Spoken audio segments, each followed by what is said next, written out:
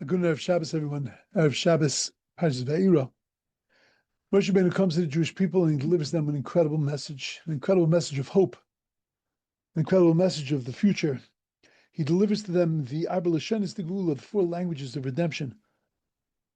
And he tells them that God promises that he's going to take them out. And V'itzalti is going to save them. V'lakachti v'hevesi. That he's going to do incredible things for the Jewish people, both physically and spiritually. And that they're going to become his people and they're going to go into the land that God has chosen for them. Vayidaber Moshe Keno b'nei Yisrael, and Moshe Rabbeinu speaks this message to the Jewish people. V'lo shamu al Moshe mikatzer ruach me'aved kasha. But they couldn't hear Moshe because of the kotzer ruach, the shortness of breath. Rashi explains happens when a person works so difficultly and becomes despondent. There's a kotzer ruach, the aveda kasha, the difficult work that they were doing, just knocked them for a loop. It took them off course. And they just couldn't hear what Moshe Rabbeinu was saying.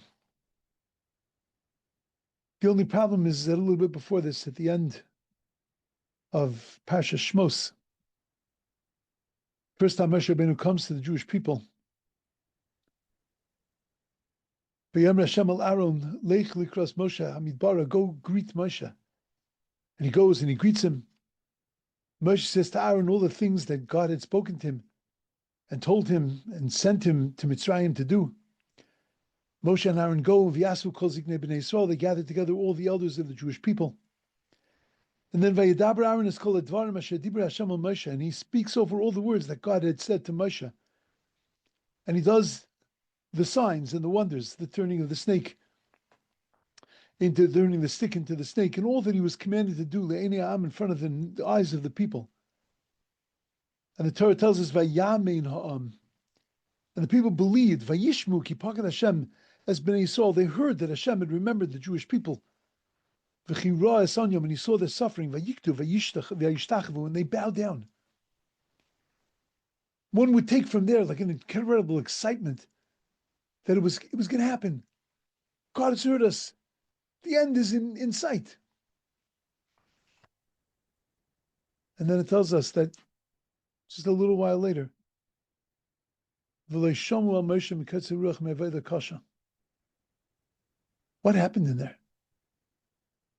How come they couldn't hear anymore? What was more difficult? You could say that now the bricks were taken away from them and they had to work harder. It was pretty rough even before that. What happened now? One of the commentaries explains so magnificently that we understand this pasuk, Lo Shomu al Moshe, they couldn't hear Moshe because of their kotzer ruach. Avodah kasha was talking about their kotzer ruach and their avodah kasha, their shortness of breath that was caused because of the work that they had to do. But he says maybe it's talking about Moshe Rabbeinu. That the kotzer ruach and avodah kasha was Moshe Rabbeinu's shortness of breath. And the Moshe Rabbeinu had taken a little fall. He was enthusiastic about going and to get the Jewish people out, to go do God's bidding. God had convinced them that he could do this. Coupled with Aaron, that they could grow to Paro and they could do whatever they needed to do. But then when things took a turn for the worse,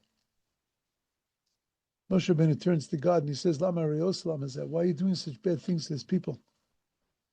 Why are they suffering?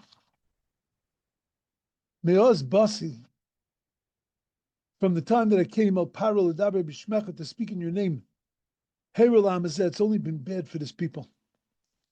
Hatzel lo yitzalta samecha. You haven't saved them. And for a moment, Moshe Rabbeinu dipped down. Moshe Rabbeinu's faith wavered for a moment. But while it wavered, and he turned to the people to deliver this message of Hotzesi v'hitzalti v'ga'alti, they couldn't hear him. They couldn't believe him. because he couldn't believe in himself. Because Moshe Rabbeinu didn't believe in his own ability to be able to deliver this message.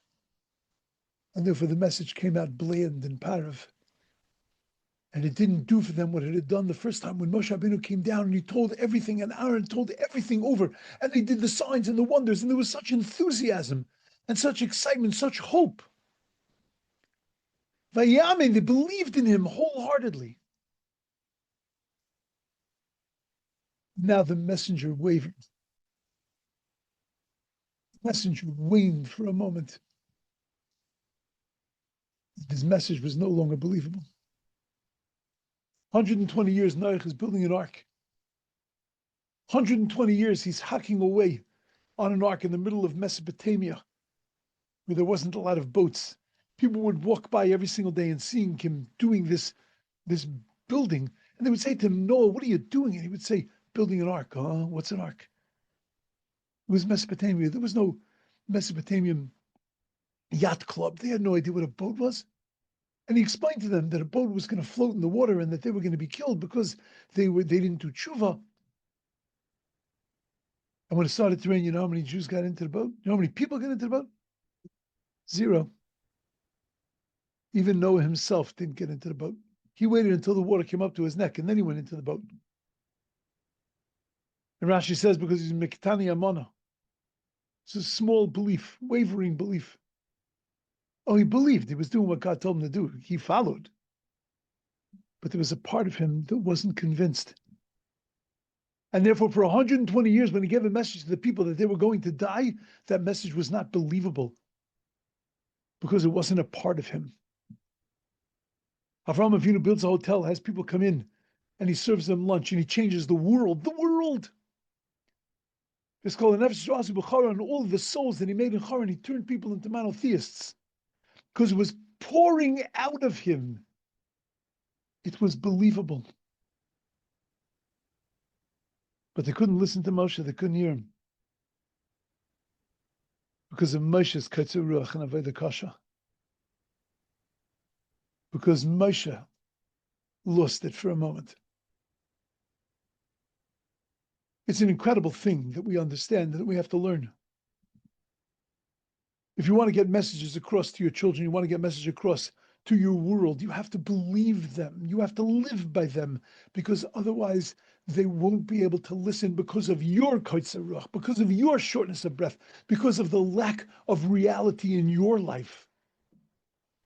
It's not a reflection of who you are. It's just a message that you're saying, and that's never inspirational.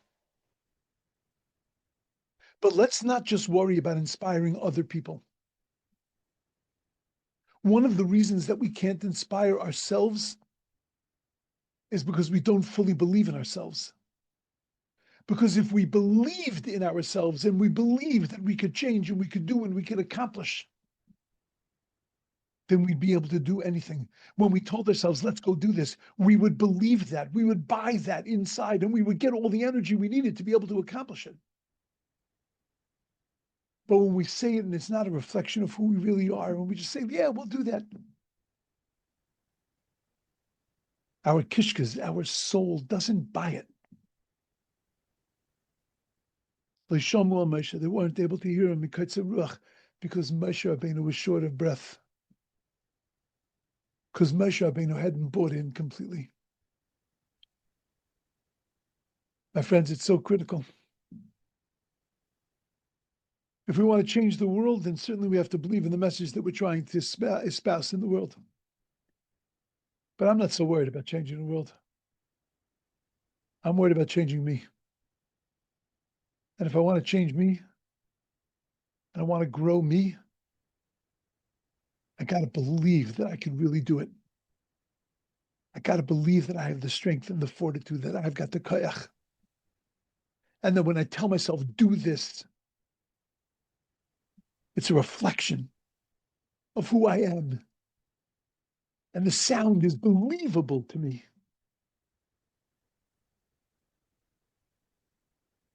Because there's no shortness of breath inside. There's no Avodah Kasha. I'm not being dragged down by hard work. I'm believing in myself and believing what I can accomplish. And when I get that idea and I get that plan, and I say to myself, let's do this, my insides are on fire because I believe in myself. And when we believe in ourselves, there isn't a thing that stands in our way. Have a beautiful, awesome, and amazing Shabbos.